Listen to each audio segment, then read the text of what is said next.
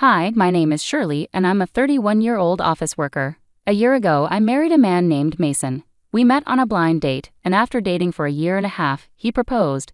I had always dreamed of settling down, so even though it felt a bit rushed, I accepted his proposal. But now looking back, I realize I should have been more careful. Soon after our wedding, Mason suddenly decided to change jobs. I was surprised and asked him why he made such a quick decision.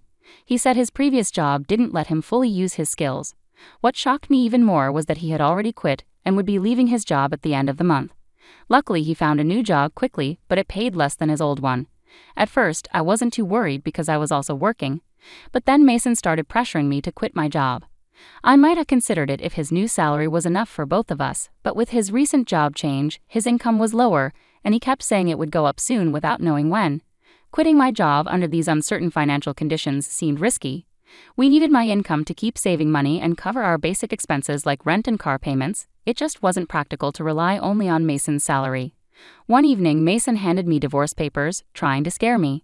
"You know I'm ready for this whenever," he said. I told him to calm down and think about what he was saying, but he just walked away to his room. This argument made me reflect on how quickly things had changed since I met Mason. I told him I wouldn't quit my job until his salary improved. He seemed to accept this at first, but he kept bringing it up again and again. Whenever he asked, "When are you going to quit?" I gave him the same firm answer. Now, a year into our marriage, his salary still hadn't increased, and he continued to pressure me about quitting my job. Sometimes I wanted to respond sarcastically, but I held back, knowing our financial stability depended on my income.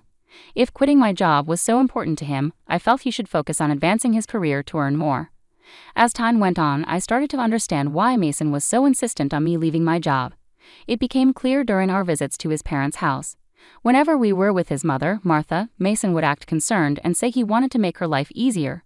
Martha would thank him, and Mason would look at me like he was trying to nudge me into quitting.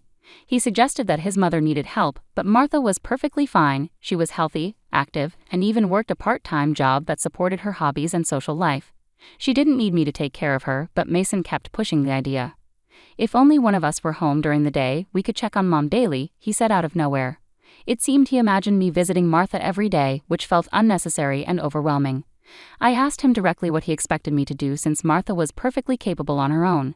Mason listed small tasks like helping with housework or running errands.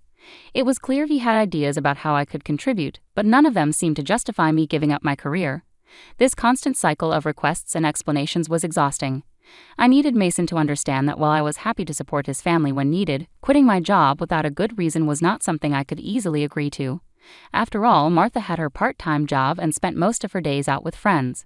I pointed out to Mason that when he suggested I handle the housework during the day, his response left me baffled. Was he really implying that I should become his mother's maid? Mason was always very concerned about maintaining a certain image, especially in front of his parents. If he was so eager to take care of them, why didn't he handle the household chores himself? Despite his insistence, I stood firm in my decision not to quit my job. I also chose not to visit my in-laws on my days off, although I made an effort to see them during major holidays like New Year's. During our visits, I noticed a pattern. Mason often delegated tasks to me. He'd ask me to tidy up, assist his mom, or run errands. I resisted these requests. When he suggested I go to the store, I would respond, "Don't you know this area better than I do?" His reply was always the same, that it wouldn't look right if he did it himself. I found this reasoning both confusing and manipulative. It seemed like he was more interested in controlling the situation and projecting an image of caring for his family than actually caring for them, or for me. Over time, my view of Mason began to change. It seemed like he was more concerned with appearances than with real affection or respect for me. When I finally confronted him, asking why he didn't help out more or even quit his job to take care of his mother, his reaction spoke volumes.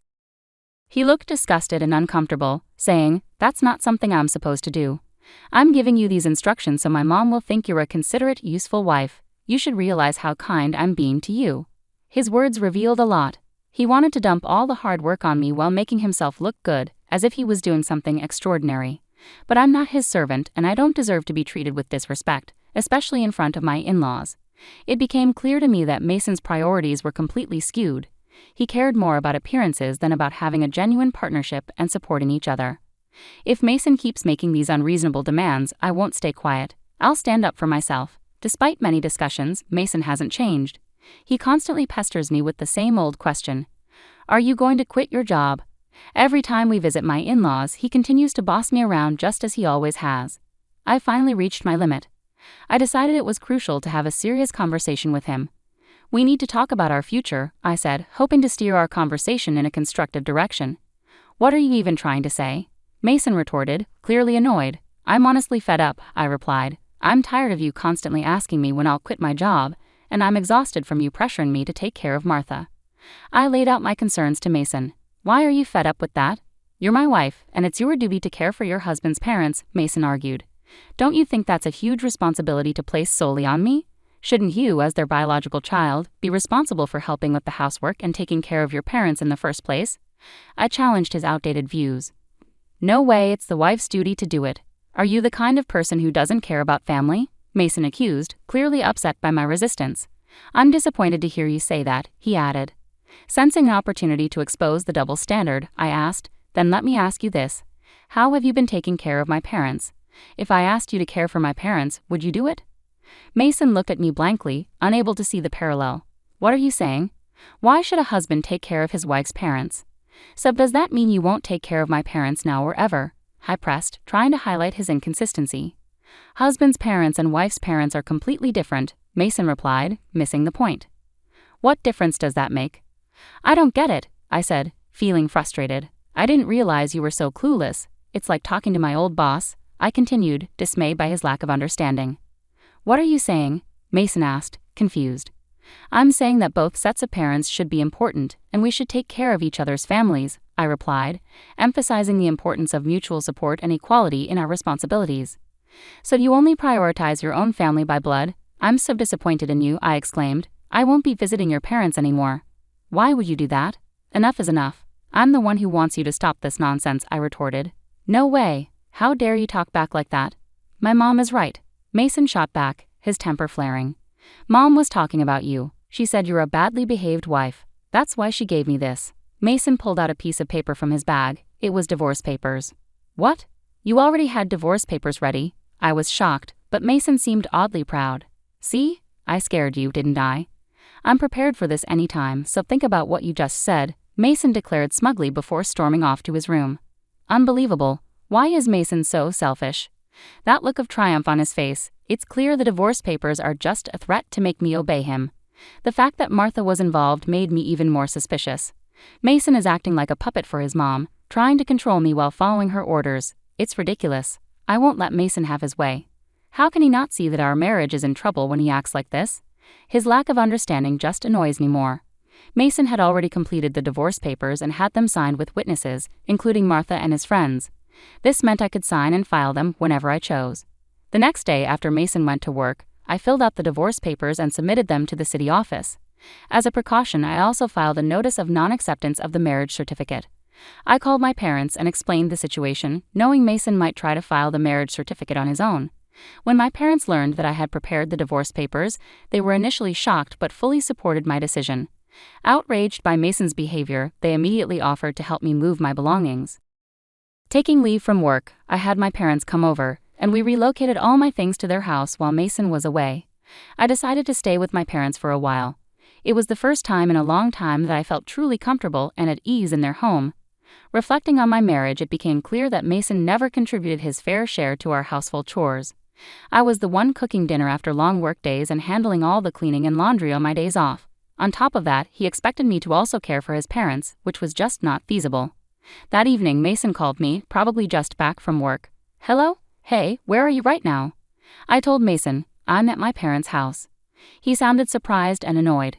Why would you go back there without my permission? Where's all your stuff? Don't tell me you were staying the night, he questioned, not realizing the seriousness of the situation. He seemed to think I was just staying over, not that I had moved out for good. I'm not coming back, I said firmly. What are you talking about? Come back here and make me some food, he demanded. Make it yourself, I replied before ending the call. I couldn't discuss divorce with him if he kept acting so dismissive, so I decided to block his number and wait for him to show up at my parents' house.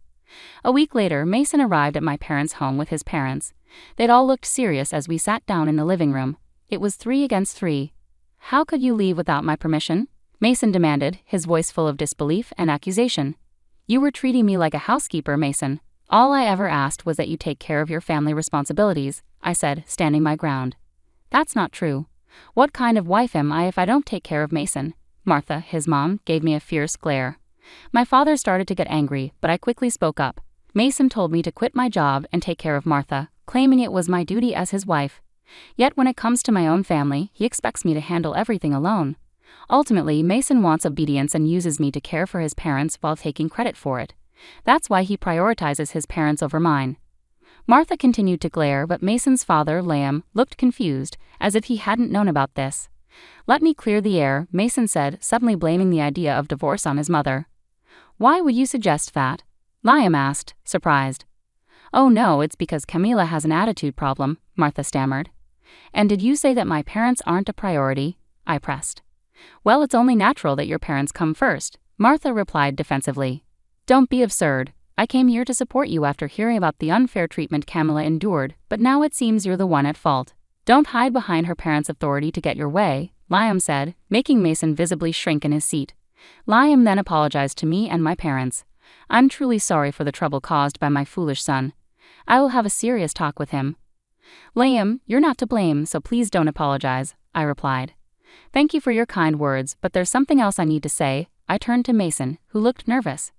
"The divorce papers you gave me, I've already filed them. We're no longer married." Mason and Martha both turned pale. "Why did you file them without my permission?" Mason demanded, shocked. "You told me I could file them whenever I wanted. Besides, you had already filled out your part and had Martha sign as a witness," I calmly explained, but Mason was clearly at a loss for words. Seeing the tension, Liam, furious, intervened. "Mason, you used divorce as a threat?" he exclaimed, and unable to contain his anger, he slapped Mason across the face. Martha, witnessing this, was visibly shaken. Liam turned to me and apologized sincerely. "I apologize deeply that you had to witness this. You have every right to divorce this fool. On behalf of Mason, I'm truly sorry for the damage done to your marriage," he said, tightening his grip on Mason's collar as he demanded apologies from both Mason and Martha before ushering them out of the house. Later, I thanked Liam for his intervention. He assured me that all of Mason's assets and property were transferred to me without any hassle, given my higher income and the effort I had put into managing our household. It was a relief to secure everything from our marriage. I later found out that Liam had divorced Martha, clearly disgusted by her actions. One day I ran into a colleague from Mason's old workplace who shared some surprising news. Mason had not been performing well at his job and often received harsh criticism from his boss. In defiance, Mason resigned and switched jobs, which only added to my frustration with him.